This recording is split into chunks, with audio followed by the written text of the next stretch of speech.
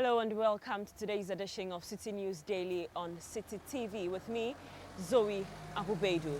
And the headlines for today: the Greater Accra Regional Hospital, which was opened 2 days ago to the general public, has been shut down. We have the details of this and more coming shortly. Stay with us.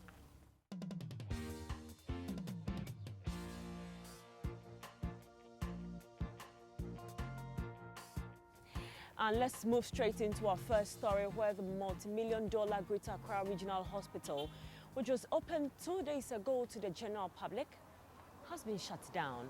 Reports suggest that brisk activities witnessed at the facility 72 hours ago is non-existent, as patients who visited a refurbished health center on Friday were turned away. The 420-bed expansion project was financed by the government of Ghana with a credit facility from Exim Bank and HSBC Bank of the United States of America. Meanwhile, the Health Ministry says it is not aware of the closure of the multi-million medical facility. According to the Public Relations Officer of the Ministry, Robert Kujo, all necessary equipment installations have to be done before the facility will become fully operational. Let's still stay with health, because the Korle Senior Staff Association of Ghana, KOSSA, has welcomed the appointment of Dr. Felix Anyaa as the new Chief Executive Officer of the Korle Teaching Hospital.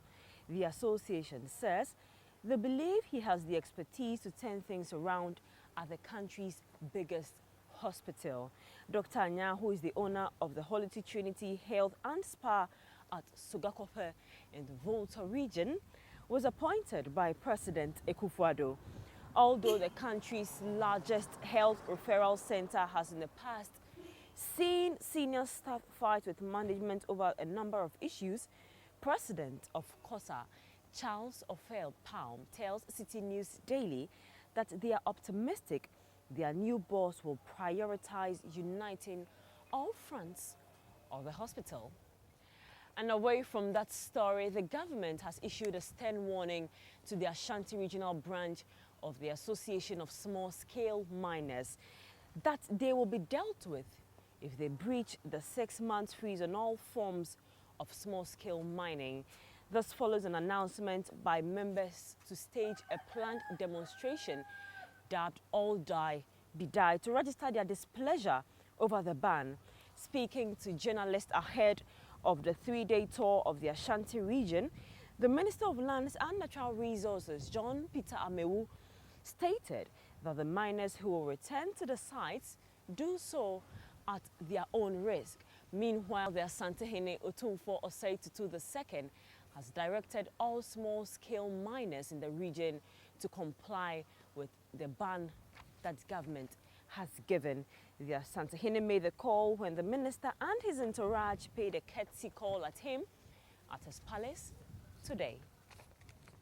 To our final story for today, and former Attorney General Martin Amidu has jumped into the controversy over the freeing of the 8 members of the pro-NPP vigilante group Delta Force, arguing that the Ashanti Regional State Attorney did not err in her decision to drop charges without consulting the Attorney General. Now, Mr. Amidu, per his assessment of the case, described the State Attorney's handling of the matter as unassailably professional. The 8 were freed after the principal State Attorney in the case, Marie-Louise Simmons, determined that the charges against the suspects be dropped because of lack of evidence. Amidst the public outcry against the release, the government denied sanctioning the decision to drop charges against the Delta Force members. But Mr. Amidu, in an article, argued that the State Attorney was not bound to refer the decision to the Attorney General before coming to any conclusions. Meanwhile, lawyer for the 8, Matthew Appiah, has told Citi News Daily that his clients cannot be reinvestigated over the same alleged crimes. According to him, the Attorney General cannot overturn the earlier decision of the State Attorney in Kumasi because she acted lawfully. That'll be all for today on Citi News Daily on Citi TV. My name is Zoe Abu-Baidoo. Do make a date to that same time next week. Do have a great weekend, and thanks for watching. Second Image International admissions in progress. Courses available include hairdressing, beauty therapy and fashion. Call us 10243 331 999. Evening and weekend classes are also available.